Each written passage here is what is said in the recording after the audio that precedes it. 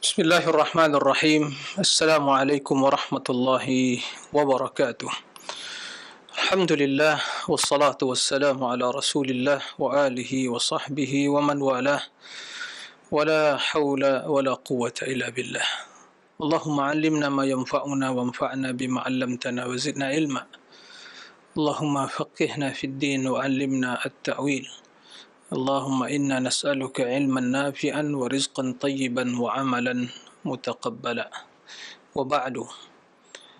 Ikhwatal iman, kaum muslimin dan muslimat, para pemirsa dan juga para pendengar yang semoga senantiasa dalam lindungan Allah Azza wa Jal, dalam keadaan sehat walafiat, mendapatkan kemudahan dan pertolongan, taufik dan hidayah dalam menjalani liku-liku kehidupan ini. Allahumma amin.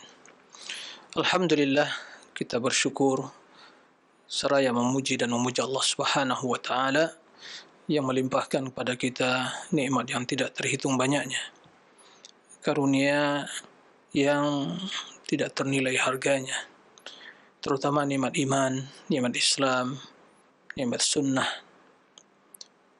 nikmat menuntut ilmu yang merupakan jalan menuju surga dan juga landasan kebaikan dunia dan akhirat.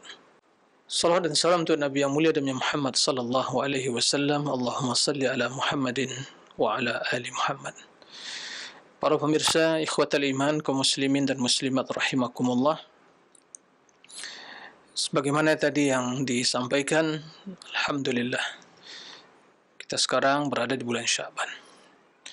Amalan yang spesial di bulan ini adalah banyak berpuasa.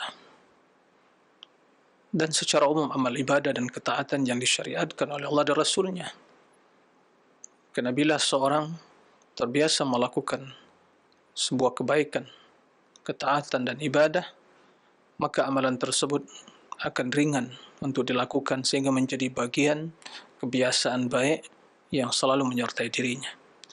Sehingga apa yang akan dilakukan nantinya di bulan yang penuh dengan keberkahan, kebaikan, baca Al-Quran, berpuasa, berzikir, berinfak dan yang lainnya akan terasa ringan dan mudah untuk dilakukan karena telah menjadi bagian dari kehidupan seorang hamba. Al-khair 'adah, sebagaimana ungkapan sebagian ulama salaf, kebaikan itu adalah pembiasaan. Sehingga menjadi bagian dari kehidupan. Para pemirsa, ikhwatul iman, kaum muslimin rahimakumullah. Nabi sallallahu alaihi wasallam pernah ditanya oleh salah seorang sahabat tentang puasa beliau di bulan Sya'ban. Kenapa beliau banyak berpuasa? Nabi menjelaskan bahawa dzaka syahrun yawfulu anhu katsiru minan nas baina Rajab wa Ramadan. وفيه ترفع الأعمال إلى الله وأحب أن يرفع عملي وأنا صائم. Nabi SAW menjawab kenapa beliau banyak berpuasa di bulan Sya'ban. Beliau mengatakan bulan Sya'ban bulan yang banyak dilalaikan oleh manusia antara bulan Rajab dan bulan Ramadan. Dan di bulan Sya'ban amal ibadah diangkat menghadap Allah Subhanahu wa taala. Dan kata Nabi SAW, saya menginginkan tatkala amal ibadah dan ketaatan aku, kata Rasulullah SAW, diangkat kepada Allah dalam kondisi berpuasa. Ikhwatal iman, kaum muslimin dan muslimat rahimakumullah. Kemudian selanjutnya pada kesempatan yang mulia ini kita akan membahas kembali tentang akidah Ahlussunnati wal Jamaah, yang dalam hal ini tentang akidah Imam Malik rahimahullah. Pembahasan yang sebelumnya berkaitan dengan akidah Imam Malik atau sikap beliau terhadap ahli bid'ah, para pelaku bid'ah, baik dalam masalah pemahaman, pemikiran dan yang lainnya. Bagaimana sikap beliau tentang sekte atau kelompok yang mengingkari takdir yang dikenal dengan Al-Qadariyah, yaitu mereka yang mengingkari bahawa Allah Subhanahu wa taala yang menciptakan perbuatan manusia. Dan sebelumnya ada sekte Qadariyah yang mengingkari ilmu Allah yang meliputi segala sesuatu dan ya penulisan takdir di dalam Lauhil Mahfuz atau di kitab Ummil Kitab, yaitu Lauhil Mahfuz. Akidah Ahlussunnati wal Jamaah menjelaskan bahwa Allah Subhanahu wa taala mengetahui segala sesuatu. Kemudian apa yang menjadi takdir dan apa yang ditentukan oleh Allah Azza wa Jalla yang telah terjadi, yang sedang terjadi, yang belum terjadi di masa yang akan datang, dan bagaimana kondisinya terjadi, kapan dan di mana, maka Allah Subhanahu wa taala telah mengetahuinya. Dan itu wajib kita imani. Nah, ada sekte yang muncul di zaman akhir para sahabat, di akhir zaman para sahabat, yaitu dikenal dengan sekte Al-Qadariyah. Dan Imam Malik dan ulama yang lain seperti Imam Syafi'i juga menyikapi bahwa mereka apabila mengingkari ilmu Allah dan penulisan takdir, bahwa mereka telah terjatuh pada kekufuran. Nah, kemudian ada sekte dari Qadariyah yang mengingkari penciptaan Allah Subhanahu wa taala terhadap perbuatan manusia. Dan inilah Qadariyah. Pemikiran Qadariyah tersebut itulah yang diadopsi oleh kaum Mu'tazilah. Bahkan Mu'tazilah dalam pembahasan masalah takdir ini dikenal dengan Al-Qadariyah. Simpulannya mereka mengatakan Allah menciptakan manusia, segala sesuatu dan juga manusia, tapi manusia yang menciptakan perbuatan mereka. Dan ini jelas penyimpangan dan kekeliruan yang bertentangan dengan Al-Quran, dengan hadis, dan juga tentunya akidah Ahlussunnati wal Jamaah. Sebagaimana yang dijelaskan sebelumnya, bahwa Imam Malik sangat tegas dalam hal ini, memvonis mereka yang mengingkari takdir sebagai orang-orang yang telah kufur kepada Allah Azza wa Jalla. Tapi di sisi lain terdapat riwayat yang menjelaskan bahwa beliau melarang untuk melakukan solat di belakang sekte Qadariyah, dan juga meriwayatkan hadis dari mereka serta menjenguk mereka tatkala sakit, dan juga tidak menikahkan mereka. Dan hal ini tentunya mengandung makna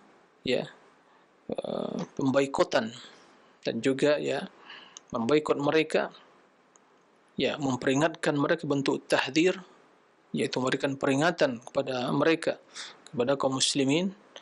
Dan tentunya ini tidak mengandung makna vonis takfir, pengkafiran.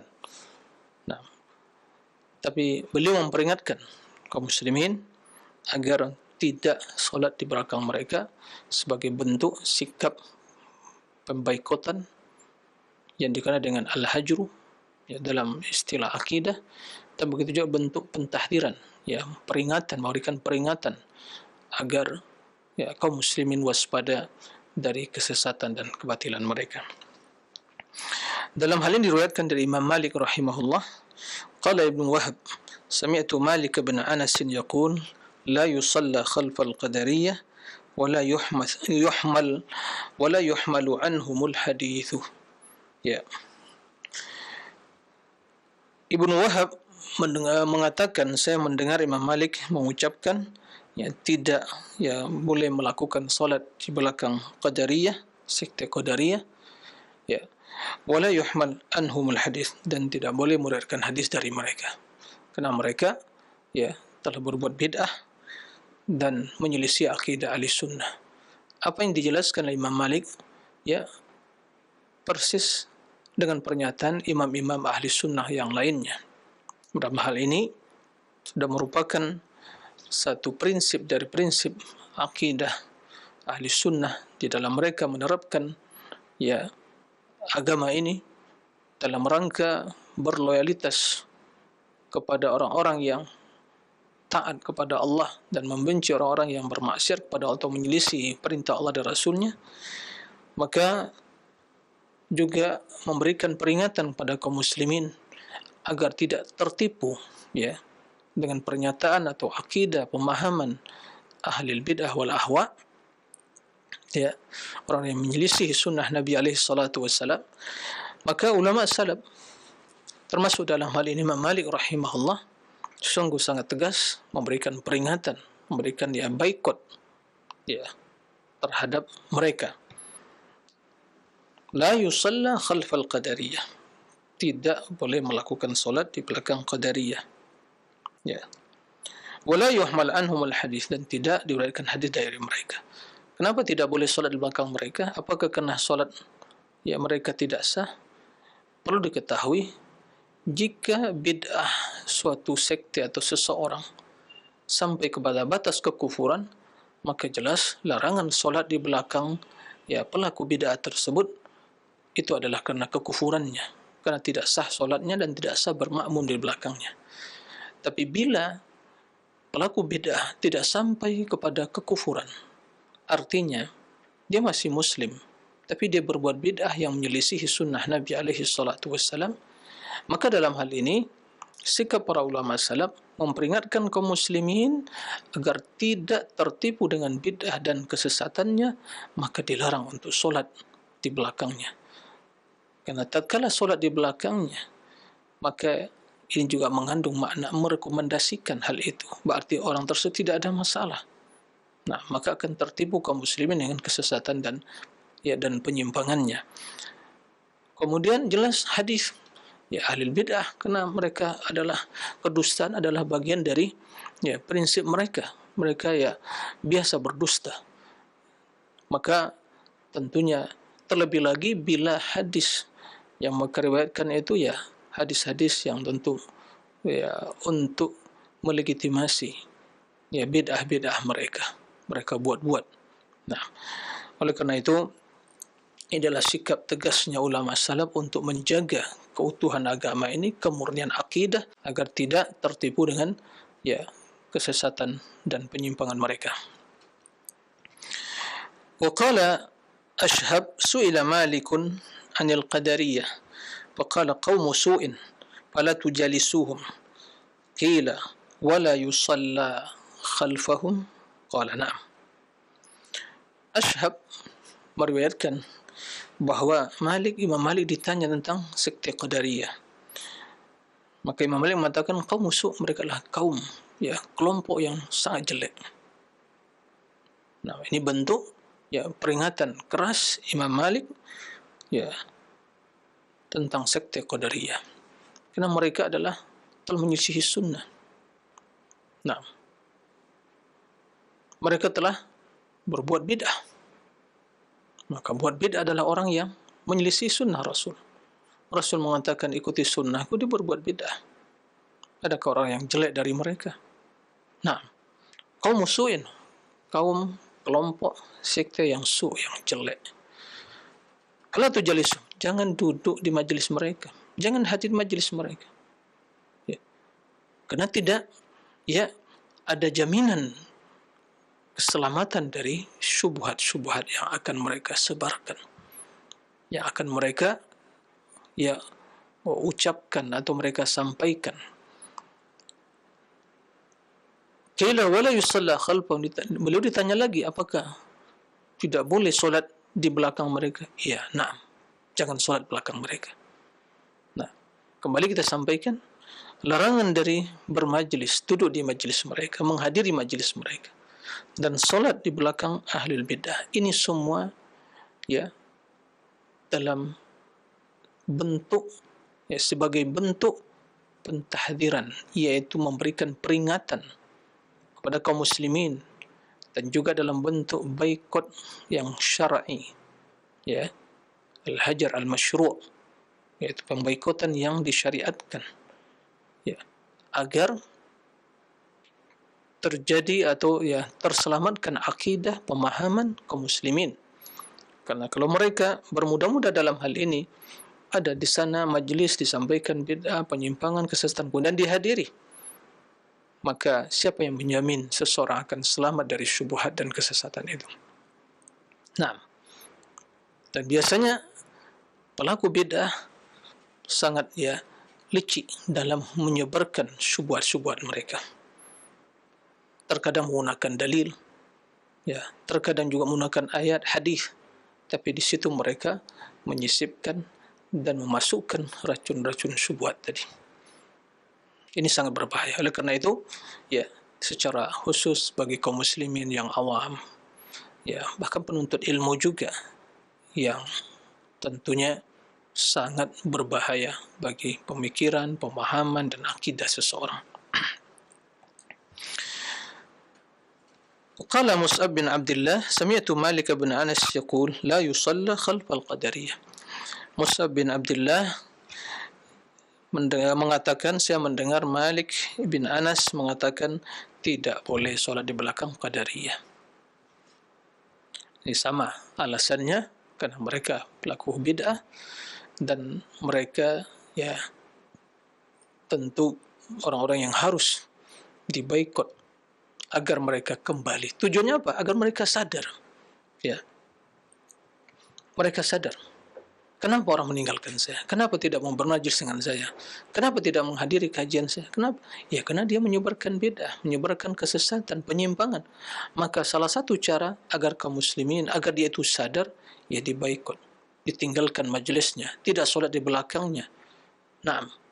Semoga dengan seperti itu dia kembali kepada kebenaran. Naam.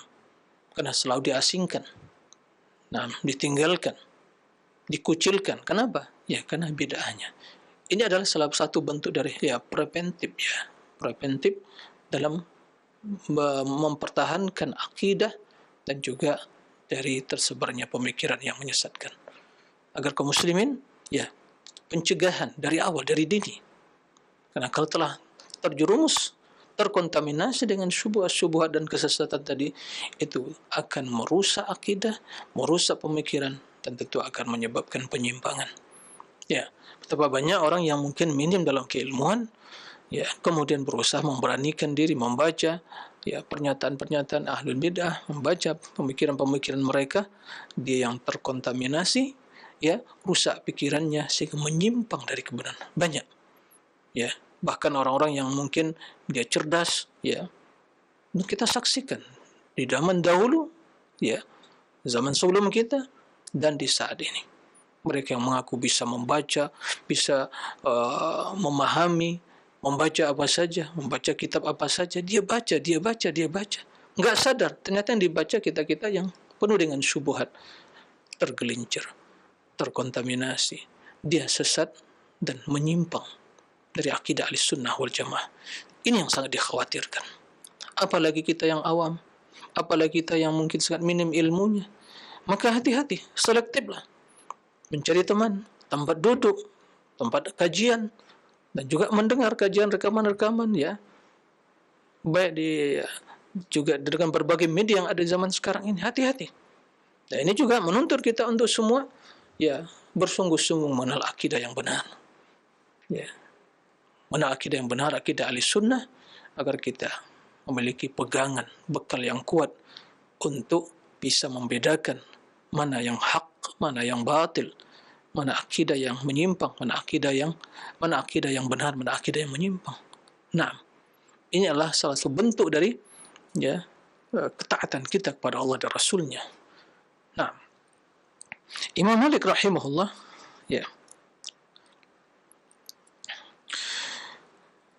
sebagaimana juga dijelaskan Ibnu Qasim, qala sa'altu Malikan 'anis salati khalfal imam al-qadari. Saya bertanya kepada Malik tentang hukum solat di belakang imam yang memiliki pemahaman qadariyah. Qala in istayqanta fala tusalli khalfah. Bila engkau yakin bahawa imam tersebut betul-betul memiliki pemahaman ahlul bidah qadari, fala tusalli khalfah. Jangan solat di belakangnya. Jadi bukan sebuah hanya sebuah pernyataan yang disebarkan tanpa ada bukti. Tapi betul seorang bila meyakini bahawa imam ini adalah pelaku bid'ah, mengajak pada bid'ah, kata Imam Malik, la tusalla khalfah, jangan solat di belakang. Apakah karena sholat tidak sah? Bukan itu maksudnya. Kaedahnya, selama seorang itu muslim, masih muslim, maka sholatnya sah. Dan sholat di belakang orang yang sah, sholatnya itu berarti sah, benar, tidak ada masalah. Tapi karena ini pelaku bid'ah, dia mengajak pada bid'ah, maka salah satu bentuk pencegahan, ya peringatan, pemboikotan, maka dilarang sholat di belakangnya, agar yang lain tidak tertipu, apalagi yang penuntut ilmu. Bila penuntut ilmu sholat di belakangnya, duduk majelisnya, berarti sebuah ya rekomendasi secara tidak langsung bahwa enggak ada masalah orang tersebut. Si fulan kok ikut sholat, si fulan kok ikut hadir, si fulan kok bermajelis dengannya. Ini yang sangat dikhawatirkan akan menjadi fitnah bagi orang-orang awam, ya, bagi kaum muslimin. Nah. Qala qultu walal jum'ah, bagaimana dengan solat Jumat? Kata beliau, walal jum'ah in istaiqanta, juga tidak boleh melakukan Jumat di belakang, solat Jumat di belakangnya jika engkau yakin bahwa dia itu adalah orang yang imam berpemahaman qadariyah. Qala wa ara in kunta tattaqihi wa takhafuhu ala nafsik an tusalli ma'ahu wa tu'iduha dhuhran. Dan saya berpendapat, kata Imam Malik, jika engkau ingin atau menyelamatkan diri darinya dan takut kepadanya, mungkin dia itu pemimpin, ya, pemimpin, ya, dan bila tidak sholat di belakangnya ada ancaman, ya, dan bila seorang khawatir terhadap dirinya bila dia tidak sholat di belakangnya, karena dahulunya, ya, yang menjadi imam sholat itu ya pemimpin itu langsung, ya, yaitu menjadi khalifah langsung, menjadi yang menjadi imam. Nah, bila pemimpinnya memiliki pemikiran qadari, kemudian ternyata dipantau barang siapa yang tidak sholat di belakangnya akan dihukum, maka hal yang seperti ini, kata Imam Malik, antusalli ma'a, sholat bersamanya, wa tu'iduha dhuhran, dan ya diulang kembali sholat tersebut ya dengan sholat zuhur, di waktu zuhur ya sholat diulang dengan sholat zuhur. Nah, atau sholat Jumat, begitu, Jumat. Jadi kalau berjumat tentu imam menjadi khatib, kemudian menjadi imamnya ya khalifah. Maka bila hal itu tidak mungkin dielakkan, dihindari, maka sholat bersamanya, kemudian mengulang sholat Jumat tapi dengan niat sholat zuhur. Nah, qala Malik wa ahlul ahwa mithlu ahlil qadar. Nah, bahwa ahlul ahwa, ya pengikut hawa nafsu, ahlul bidah itu ya seperti pengikut pemahaman qadariyah. Qala wa ra'aitu Malikan idza qila lahu fi i'adati salati man shalla khalfa ahlil bidah yaqifu wa la yujibu fi dhalik. Kemudian Imam Malik, ya, saya melihat Imam Malik apabila ditanya tentang hukum ya mengulangi solat, ya mengulang solat orang yang solat di belakang ahli bidah, maka beliau melihat hal ini yaqif, yaitu walau yujib fi dzalik, beliau ya berdiam, tidak menjawab tentang hal itu, tidak mengatakan diulang atau diperbolehkan. Dan ini adalah sikap keterhati-hatian Imam Malik rahimahullah. Bahwa beliau menyampaikan bukan karena dorongan hawa nafsu, bukan karena seleranya begitu ingin mengatakan, tidak, tapi berdasarkan hukum. Dan beliau sangat berhati-hati. Artinya, kalau yang solat di belakang seorang imam, dia imam, pemimpin, ahli bid'ah, solat di belakangnya, jika terbukti penyimpangan tersebut, dan seorang bila tidak solat di belakang tidak ada masalah, maka ini kata Imam Malik jangan solat di belakangnya. Tapi bila ada ancaman, bila ada sanksi, ya barang siapa yang tidak solat di belakang pemimpin, imam, ya maka akan diancam, dipenjara. Maka dalam hal ini kata Imam Malik solusinya adalah engkau solat di belakangnya seperti solat Jumat tadi, kemudian mengulangi dengan solat zuhur. Ya. Adapun secara umum solat di belakang orang yang ahli bid'ah, maka dalam hal ini Imam Malik ya memiliki sikap ya berdiam, tidak menjawab tentang hal itu. Ini adalah bentuk kehati-hatian beliau di dalam menjelaskan hukum. Qala Ibnu Wahab wa ghairu wahid, dan ya yang lain Su'ila Malik an khusumati ahli al-qadar wa kalamihim. فقال من كان منهم عارفا بما هو عليه فلا يواضع القول ويخبر بخلافه ولا يصلى خلفهم ولا أرى أن يناكحوا. Jadi ditanya tentang khusumah ahli al-qadar wa kalamihim, tentang perdebatan ahli al-qadar, ahli al-bid'ah wa kalamihim, dan perkataan mereka. Kata Imam Malik, man kana minhum arifan bima huwa alaih, maka siapa, kata beliau, siapa yang di antara mereka ahli bidah qadar itu mengetahui apa yang dia ikuti, fala yuwadi'ul qaul, maka dia tidak akan berbuat pernyataan-pernyataan yang palsu, wa yukhbiru bi khilafi, dan mengabarkan tentang pendapat atau tentang hal yang menyelisihinya. Maka dalam hal ini wala yusalla khalfahum wala ara an yunakahu, maka tidak boleh solat di belakangnya, dan saya berpendapat mereka juga tidak diterima lamaran untuk pernikahannya, yunakahu. Dalam riwayat lain, beliau ditanya tentang duduk bersama sekte Qadariyah dan berbicara kepada mereka. Faqala la tukallimuhum, jangan bicara kepada mereka. Wala taqud ilaihim, jangan duduk bersama mereka. Illa an tajlis ilaihim tughallizu alaihim, kecuali bila engkau duduk pada mereka niatnya untuk betulnya memberikan pernyataan yang tegas, mengingkari kebatilan mereka. Nah, jadi bila untuk mengingkari, menjelaskan kesesatan dan kebatilan mereka. Adapun untuk mendengar pernyataan mereka, kalam mereka, maka ini jelas tidak diperbolehkan. Wa qultu inna lana jiranan la ukallimuhum wa la ukhasimuhum. Maka Ibn Wahab juga bertanya, saya memiliki tetangga, saya tidak berbicara kepadanya dan juga tidak ukhasimuhum, tidak berdiskusi dengannya. Qala la tujalisuhum adihum fillah, jangan duduk bersama mereka dan bencilah mereka karena Allah, fillah, bukan kerana urusan dunia, karena permasalahan loyalitas, wala dan bara. Ini menyelisihi perintah Allah, perintah Rasulnya dengan bid'ahnya, maka itu penyimpangan. Allah membenci hal itu.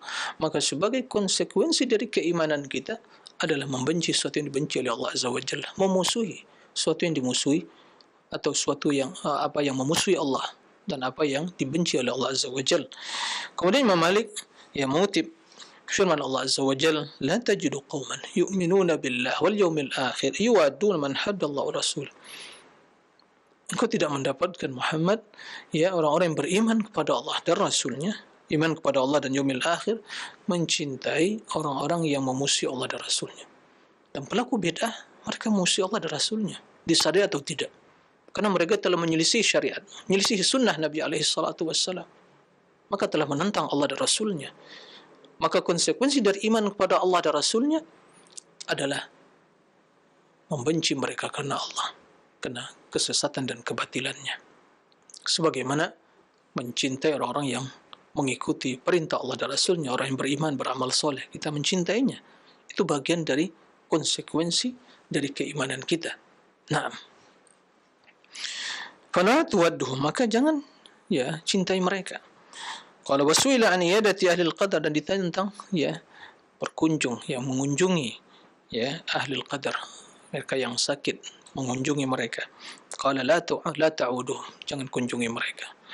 Wala tuhaddits anhum al-hadits, jangan meriwayatkan hadis dari mereka. Dan ini adalah sebagaimana disampaikan tadi, bentuk dari pencegahan, preventif, dari terjerumus ke dalam perbuatan-perbuatan atau akidah yang sesat dan menyesatkan. Karena sesungguhnya wajib bagi kita untuk menjaga, memelihara, untuk terus menjaga itu akidah, prinsip dalam beragama. Dan itulah modal kehidupan kita. Jangan sampai itu dirusak. Jangan sampai ternodai. Jangan sampai menyimpang. Ternodai, kemudian kita menyimpang dari kebenaran tadi. Nah, perkara yang sangat berbahaya yang akan menjadi sebab penyimpangan dalam beragama, berakidah adalah pernyataan-pernyataan yang bidah, akidah-akidah yang sesat dan menyesatkan yang disampaikan, disebarkan ya oleh ahlul bidah wal ahwa. Maka baik dalam majlis-majlis mereka secara langsung atau dalam dunia ya maya dan dalam media online dan yang lainnya, ini sangat berbahaya. Maka kita harus cerdas, kita harus selektif dalam beragama, kita harus bijak, jangan sampai ya menjemblungkan diri ke kubangan, ke suatu yang akan bisa menodai, mengotori ya baju kita. Begitu juga jangan sampai kita masuk dalam suatu pemikiran yang akan merusak akidah kita, atau hadir dalam satu majelis yang akan merusak pemahaman kita. Katanya hijrah, awalnya ingin hijrah pada sunnah, tapi ternyata bukan duduk di kajian-kajian yang membahas sunnah Nabi, akidah yang benar. Apa yang terjadi? Nah, secara casingnya dia semangat hijrah penampilannya, tapi pemikirannya, akidahnya tidak sesuai dengan apa yang diajarkan Rasulullah SAW. Apa penyebabnya? Salah dalam memilih guru, tidak selektif. Dia hanya melihat ya bagaimana orasinya, bagaimana pemahaman, bagaimana mungkin ya hafalannya, orasinya. Ya, dia terpikau, dia terkesima. Ya, dengan seperti itu, takjub dengan seperti itu, padahal dia tidak memiliki bekal ilmu yang cukup, tidak memiliki alat untuk menseleksi. Apa yang terjadi? Terjadi penyimpangan. Nah, terjadi penyimpangan. Ini yang sangat berbahaya. Maka selektiflah dalam belajar, apalagi yang mereka ya diberi nikmat untuk hijrah kepada sunnah. Ya, kan lebih ngetren sekarang adalah hijrah, ya hijrah kan begitu. Alhamdulillah ya hijrah kepada sunnah, betul. Tapi ingat, hijrah itu bukan sesaat, dan kita setiap saat harus hijrah. Hijrah kemana? Dari ketaatan, dari maksiat kepada ketaatan, dari perkara-perkara yang mungkin itu ada ya, bau-bau bid'ahnya kepada sunnah, dari ya kekufuran kepada keimanan, dari kemunafikan kepada ya keimanan yang benar, dari ya penampilan atau pakaian kepada yang islami, dan yang tak kalah pentingnya adalah akidah kita, pemikiran, akhlak, perilaku kita. Ya, harus pada yang terus setiap saat kita lakukan proses hijrah tadi. Ya, yaitu untuk selalu taat dengan Allah dan Rasulnya. Fi riwayat, dalam riwayat lain, ya, qala Malik ra'aitu ahlal qadar, yani ahlal qadar, ra'aitu ahlal qadar minan nas illa أهل سخافة عقل وخفة وطيش، أو ما رأيت أهله، ما رأيت أهل القدر من الناس إلا أهل سخافة عقل وخفة وطيش. Imam Malik ya mengatakan, saya tidaklah ya mendapatkan orang-orang yang mengikuti pemahaman Qadariyah itu kecuali ya, orang-orang yang memiliki akal yang sangat ya terbatas, dan orang-orang yang memiliki ya perilaku yang tidak bisa terkontrol, ya taish, orang yang jahil, orang yang tidak memiliki sebuah prinsip, mudah terombang-ambing. Nah, sakhafati aql, akalnya ya tidak berfungsi dengan baik, dan khifwah wa taish, yaitu ya banyak ngaurnya. Nah, ini pernyataan Imam Malik, ya begitulah. Karena penyimpangan tadi. Karena barang siapa yang menyelisih kebenaran, menyelisih sunnah, maka hawa nafsu yang akan mendominasi dirinya, akal pikirannya. Nah, bila hawa nafsu yang mendominasi akal pikiran, maka akan berubah pola pikirnya, akan rusak akalnya.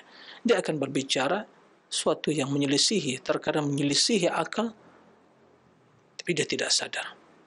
Ya, dia akan melakukan suatu sikap perilaku yang menyelisih etika akhlak, tapi tidak sadar. Nah, kenapa? Bahaya dari ya penyimpangan dan perbuatan bid'ah tadi. Waqala Ibnu Al-Qasim su'ila Malik an ahli al-qadar ayusallam alaihim, qala la yusallam alaihim. Ibnu Qasim juga menjelaskan, Imam Malik ditanya tentang ya sekte atau orang yang mengikuti pemikiran Al-Qadariyah, ayusallam alaihim, apakah mengucapkan salam kepadanya mereka? Qala la yusallam alaihim, juga tidak ucapkan salam. Ya. Ini juga sebagian yang jelaskan tidak mengucapkan salam, tidak bermajlis dengan mereka, tidak mengunjungi ya mereka, orang-orang yang sakit di kalangan mereka, ya, dan tidak solat di belakang mereka, dan juga tidak menerima lamarannya, pernikahannya. Ini tujuan semua adalah sebagai bentuk ya pentahdiran, yaitu peringatan dan membaikot. Ya, kenapa demikian? Karena bila kita memulai mengucapkan salam kepadanya, berarti adalah sebagai bentuk ya secara tidak langsung atau secara langsung adalah bentuk rekomendasi, ya, persetujuan. Nah, padahal kita disyariatkan untuk membenci pelaku bid'ah. Nah, oleh kerana itu tidak ucapkan salam. Terlebih lagi ya, apabila seorang tokoh masyarakat yang dikenal dengan mungkin ya sebagai panutan umat, kemudian ada ahlul bid'ah, menyelisih sunnah, ya bahkan berolah-olah dengan agama, kemudian tiba-tiba dia berduduk bermesrahan bersamanya, bermajlis, ya, kemudian ucapkan salam, saling kunjungan dan seterusnya. Apa yang akan dilihat atau apa yang akan dipahami oleh masyarakat awam? Oh, berarti enggak ada masalah orang tersebut. Si fulan saja hadir kok. Si fulan saja mengucapkan salam kepadanya. Si fulan saja ikut solat di belakangnya. Si fulan saja ikut bermajlis dengannya, hadir di majlisnya dan seterusnya. Maka ini jelas kerusakan. Ya, ini dikhawatirkan. Nah, karena tokoh itu adalah panutan. Bila dibuat sesuatu, mengucapkan sesuatu, maka tentu orang akan itu sebagai pernyataan, berarti tidak ada masalah. Nah, sementara itu hal yang bermasalah, maka ini yang harus ditinggalkan. Kemudian Ibnu Qasim juga mengatakan, wa ka'anni ra'aituhu yara dhalika fi ahli al-ahwa kullihim wa lam yubayyinhu wa la yubayyinuhu. Ibnu Qasim kemudian memberikan suatu kesimpulan, ya seolah-olah saya ya melihat beliau berpendapat, ya meyakini atau beliau berpendapat Imam Malik tentang hal itu, yaitu berlaku bagi semua ahli ahwa secara keseluruhan. Tapi beliau tidak menjelaskan secara nyata. Tapi Ibnu Qasim muridnya menyimpulkan bahawa sikap yang dilakukan Imam Malik, pernyataan yang disampaikan beliau, ya, adalah pernyataan yang hukumnya bersifat general, ya, secara umum berlaku kepada semua ahli bidah, Qadariyah, Mu'tazilah, Jahmiyah, ya, Murji'ah, apa begitu ya, Rafidhah dan Sufiyah dan yang lainnya, itu berlaku, ya, karena semua termasuk dalam lingkaran yang namanya ahlul bid'ah wal ahwa, yaitu pengikut hawa nafsu dan pelaku bid'ah dan pencetus bid'ah. Nah, para misal rahimakumullah, ya, kemudian yang selanjutnya, bagaimana sikap Imam Malik terhadap sekte yang lain, yaitu kaum Murji'ah. Kaum Murji'ah ini adalah sekte yang menyimpang dalam memahami keimanan. Telah kita jelaskan sebelumnya tentang masalah prinsip keimanan dalam akidah Ahlussunnah wal Jamaah. Bahwa keimanan dalam akidah Ahlussunnah wal Jamaah mencakup yang pertama adalah ya tentang keyakinan kita, ya keyakinan yang pertama, yang kedua adalah perkataan, ucapan lisan, dan yang ketiga adalah amalan anggota jawarih kita. Jadi ada tiga ya prinsip, tiga perkara yang tidak bisa dipisahkan dari hakikat keimanan. Keimanan itu bukan ucapan lisan saja, bukan semata-mata keyakinan di hati, tapi mencakup semuanya. Keyakinan di hati, hati meyakini, perbuatan hati, perkataan hati, keyakinan, amalan, ya, tawakal, cinta, khusyuk, ya, dan seterusnya. Berharap, nah, takut, itu semua amalan hati, bagian dari keimanan. Kemudian ucapan lisan, ya, mengucapkan syahadatain, dan juga amalan-amalan lisan yang lainnya, baca Al-Quran, berzikir, mengajak pada kebaikan, dan seterusnya. Kemudian amalan anggota badan kita, amalan ya fisik kita, solat, ya, kemudian berhaji, berjihad, dan seterusnya. Jadi amalan kita. Itu adalah bagian dari keimanan. Nah, kaum Murji'ah ini mengatakan iman tersebut hanya cukup keyakinan di hati. Keyakinan di hati, ya. Berarti amalan bukan bagian dari keimanan. Nah, maka disamakan Murji'ah karena mereka mengakhirkan, menunda amalan dari keimanan.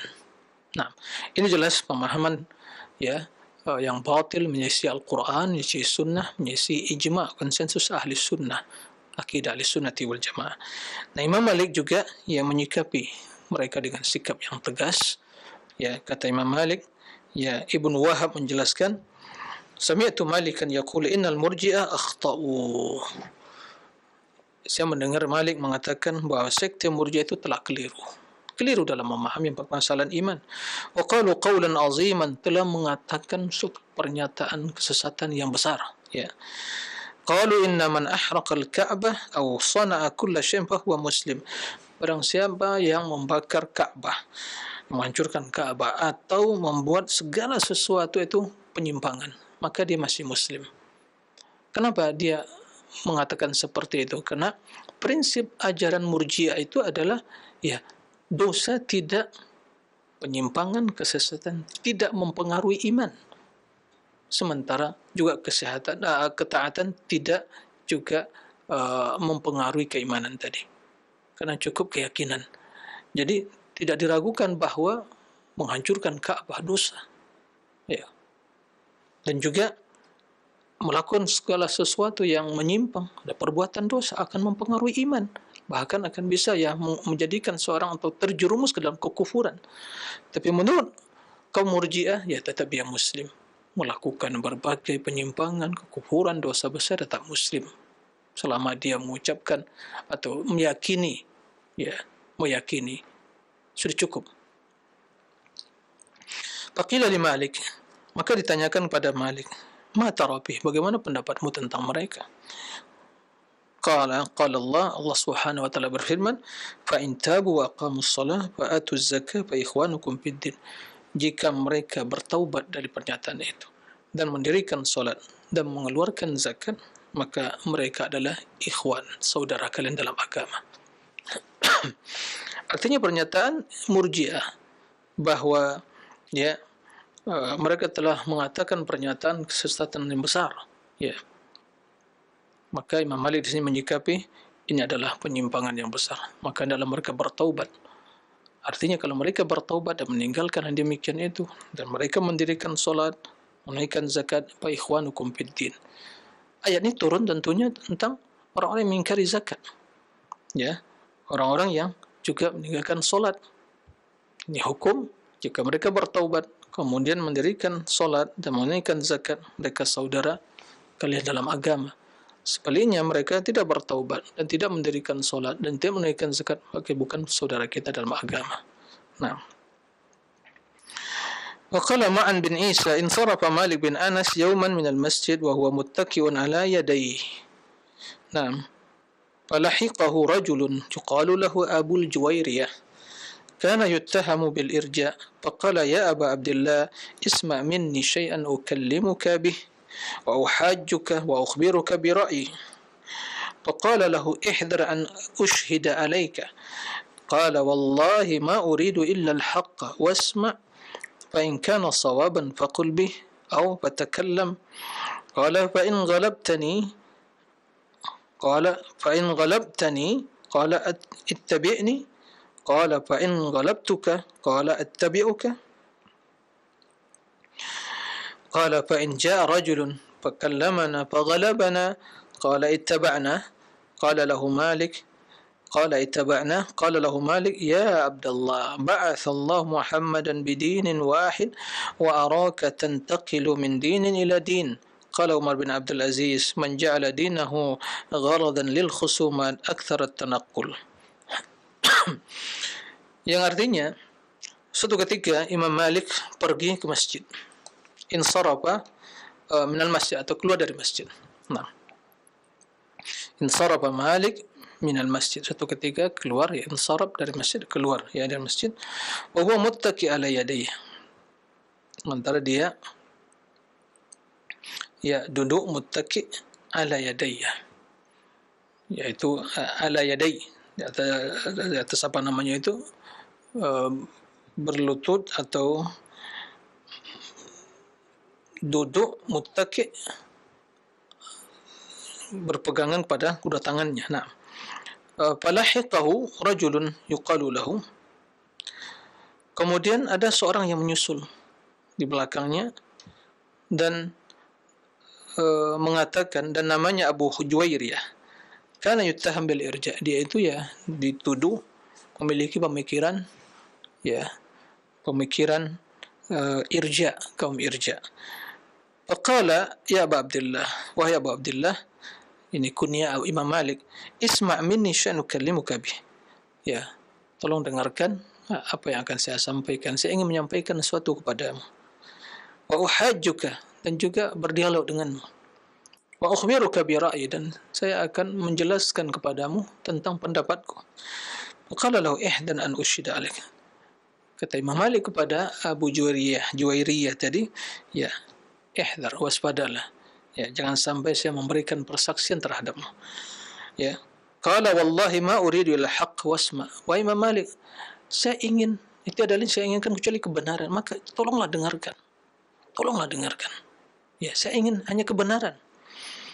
Fa in kana sawan faqul bihi atau takallam. Jika memang benar yang saya sampaikan, ya, sampaikan dan ucapkan. Faqala fa in ghalabtani, jika engkau, ya, mengalahkan saya dalam berdiskusi, berdebat, qala ittabi'ni, ya, ikuti saya. Qala fa in ghalabtuka, taib, jika saya mengalahkan kamu dalam diskusi, dalam dialog, berdebat, qala attabi'uka wa ittaba'tuka, saya ikutimu. Kemudian kata Imam Malik, fa in ja'a rajulun, jika datang orang yang ketiga, fakallamana faghalabana, dan berbicara kepada kita berdua dan mengalahkan dalam diskusi, faghalabana, qala ittaba'na, ya, yang irja' tadi mengatakan, ya, kita mengikuti dia. Arti terus berpindah-pindah dari suatu pendapat yang lain sesuai dengan, ya, siapa yang menang dalam perdebatan tadi.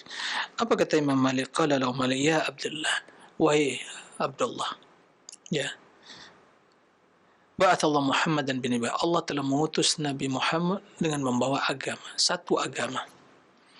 Qala wa araka tantaqilu min nilan, dan saya melihatmu selalu berpindah-pindah dari satu agama ke agama yang lain, keyakinan satu keyakinan pada keyakinan, tidak ada ketetapan, tidak ada keteguhan, tidak ada keistiqomahan, berpindah-pindah sesuai dengan seleramu.